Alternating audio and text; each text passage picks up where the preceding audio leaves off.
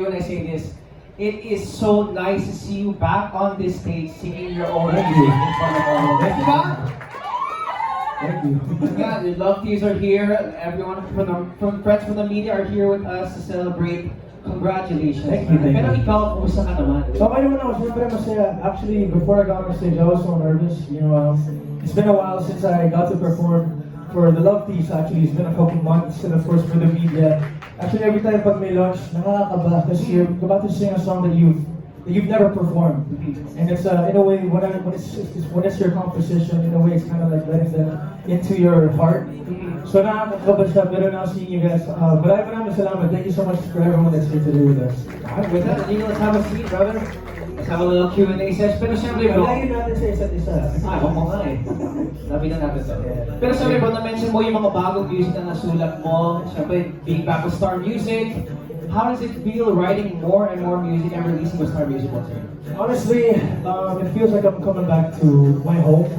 I can easily say that Star Music, they were the people that really saw potential in me from the very beginning, and they've allowed me to create music, to even discover that I can be a composer. And sa kanila talaga nanggaling yung confidence ko when it comes to music. And I mean, dahil sa'yo, I'm happy because Star Music believed in me. So to be able to come back to Star Music, it feels really good, and I'm excited. I feel like I haven't been this excited for new music from me in a very long time. And if you are excited, mas lalo kami lahat, bro, for all of your music heading forward. And I'm sure not only I have more questions for you, pati yung mga friends natin from the media. Kaya naman, let's open the floor to them para sa mga questions para kay Inigo Pascual. First things first, we got from Vincent Bernardo from Philippine Concerts. Ang question na ay, what is the story or inspiration behind Ikaw at Ikaw? Is it drawn from a personal experience or is it something that you wanted to express para sa mga love teas? When I was writing the song, actually, funny thing is when I made this song, it was during the period where I already had confirmed a lot of the songs for the album, and I had this sudden flash of creative juice that I wanted to write songs, and then I wanted to create a love song, and somehow this song turned into a song where it almost felt like I was talking about how I wanted to come back to the Philippines. I mean, the first lines of the song, it literally says, lumipas na ang ilang taon, pero nandiyan ka pa rin sa isip. Pero nandiyan ka pa rin sa isipan. So anyway, it made me feel like I was writing a song to my fans, of course, the Love Teas. The fact that, they waited so long, they don't get tired of waiting, and I know that it takes me such a long time before I release.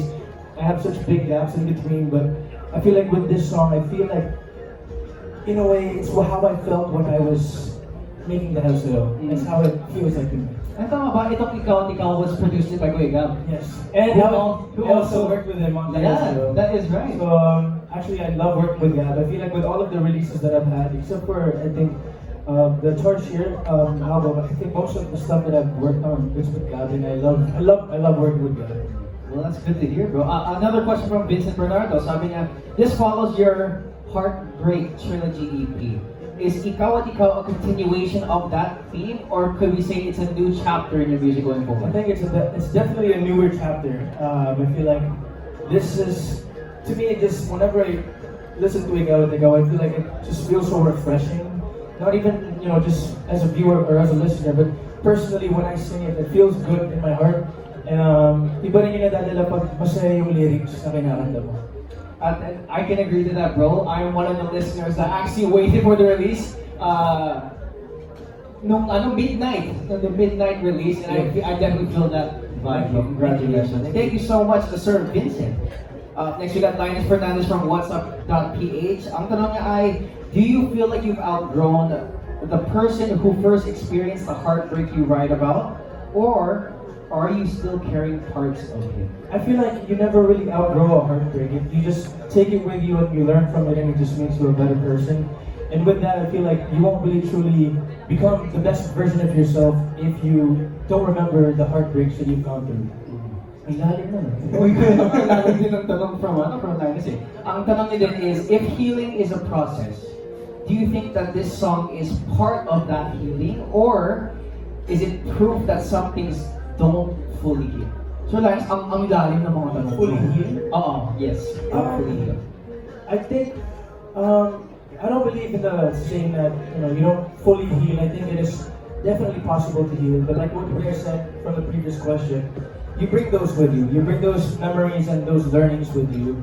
I feel like this song is definitely one of those where you feel grateful. You feel grateful that yung hinihintay mong balikan, nandun pa naghihintay para sa'yo.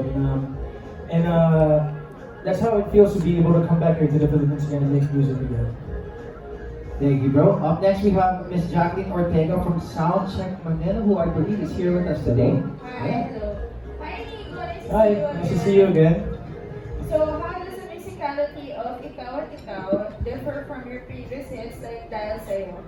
Did You know- Yeah, sorry. Sorry. Sorry. No, good. Did experiment with any new instruments or genres for this track? And also, like to share, because I was talking with some fans about an American TV show we both watch. And they're American fans, and they know about Dahil Sa'yo. So it's like, Wow. you have American fans who feel like they don't know the meaning. I'll try to look them up again. But they don't know the meaning of the song, but they like the melody. And then when they heard your song, they looked up the meaning. So that's how big Dahil Sa'yo is. So I hope also the best for you. Thank you so much. And thank you for telling me that, for letting me know about that. Yeah. With the creation of this song, my inspiration for the way the song was supposed to sound, I really wanted to go back into my roots, which is, for me today, I would say Dahil Sa'yo is where it all started for me. And when I was making this song, I wanted the intention of creating something that has that same heart, that has the same sound as Dahil Sa'yo, but more mature, more modern in a way. And being able to work with Gab to get that on this song was definitely, I think, one of the most important keys, one of the most important parts, because he knows my sound so well, from Heartbreak Trilogy to Dahil Sa'yo. Kid Wolf, I worked with Kid Wolf also for Dahil Sa'yo. He was the producer for that. But for this song, masasabi kong I didn't want to change anything. It was more so I wanted to go back to my roots. I wanted to go back to where I started as a musician. And I hope that we were able to do that with this song. Thank you so much. Nice to Thank see you. you again. Nice to see you again, bro. And as we're talking about Kuya Gab, quick shoutout din kay Kuya Gab right there. In the audience, palakpakan natin si Kuya Gab. Ever since the first song, siya ang kasama ko. Thank you so much, Miss Jacqueline. Up next, we got Chris Ramos from Wonder Music PH. Sir Chris, what inspired your return to Star Music, bro? It was no question at all. It was something that was. I don't know why I even left in the first place. Sorry. Sabi nga ni Sir John kanina, you've technically always been part of our family. Definitely, No. even when I was in my previous labor, they were people that I would constantly see because they are truly family to me, even outside of work. Yeah. We constantly see each other, and these are people that never made me feel just because we don't work with each other anymore, you're not part of our family anymore. I was always welcome, and it was a clear answer for me why I would want to go back to Star Music. This is my home. This is where I created Dahil Sa'yo. These are the people that believed in my music before I even believed in myself in music. So yeah, I mean it was a given. All right, another question from Sir Chris. Sabi na, how is the Inigo Pascual of today different from the Inigo Pascual of the past? I would say, that's a question that I've been constantly asking myself when I got back to the Philippines this year. Because, I've been coming back and forth every once in a while. But this time around, it's the time that I'm finally staying here again for a long time. After so many years of just going back and forth. But now that I'm back and I'm creating this album, I would constantly ask myself, well, who I am now compared to who I was before. But I would say I feel like in my mind, I'm more so going back to who I was when I started. Uh-huh. So I wanted to trace back to how excited I was when I was starting out, how driven I was, how hungry I was, and that's what I'm trying to get back at. I'm not saying I'm not. I'm obviously super hungry for all of it still, but being away for so long and not being able to do music for so long, you want to go back to how you were when you made Dahil Sa'yo, or when you were able to create your own album. And I feel like that's where I'm at. It's kind of weird because I'm going the other way around rather than, I don't know how to describe it, but I hope it makes sense. But you know what, bro? It's funny that you say it kasi I haven't seen you in a long time since like when you were in the US. Yeah. Pero when I saw you back here Yeah. and we're working on your project, Yes. hindi ko ba muna i-mention? Dapat guys, gusto ko i-mention. I will mention it later. I have some fun fact also about me and German. Pero when we saw each other again, nakita ko yung fire mo eh. Nakita ko yung passion mo for music again, and I saw how focused and dialed in you were para sa upcoming music mo. And that I can say is not a big difference, but it's something that I'm happy to see, that fire in you again. So fun fact, Ayun na, ngayon mo. sabihin ko na. Tinabit naman para kay Jeremy. He's the only other person in the world that I know that shares the same birthday as me. So parang medyo naging competition yun sa aming dalawa kung sino unang babate. So it's like sometimes ang nanalo ko, hey Jeremy, happy birthday. The next year, siya naman yung unang babate sa akin. So we have the same birthday. And the same goes for you, bro. You have the same fire that you say you see me. But I see more. Like you do everything. You're such a talented person. Wow, launch ko. Let's go. Okay lang. Thank you for those words, bro. And thank you for those questions, Sir Chris. Up next, we have Alan Sancon from Stars Photo. His questions are, kanino mo dinededicate ang kanta mong Ikaw, I believe, sinagot natin. I love these. Ayan.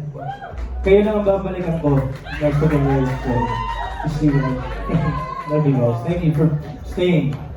Alright, and another question is, talaga bang focus ka na lang sa music career mo at wala ka na magbalak bumalik sa acting career mo? What you like to say about that? I have a movie coming out soon. I've been working on a movie with Elijah Canlas and Christian Bables. And I'm also working on other acting stuff. So sana po abangan nyo.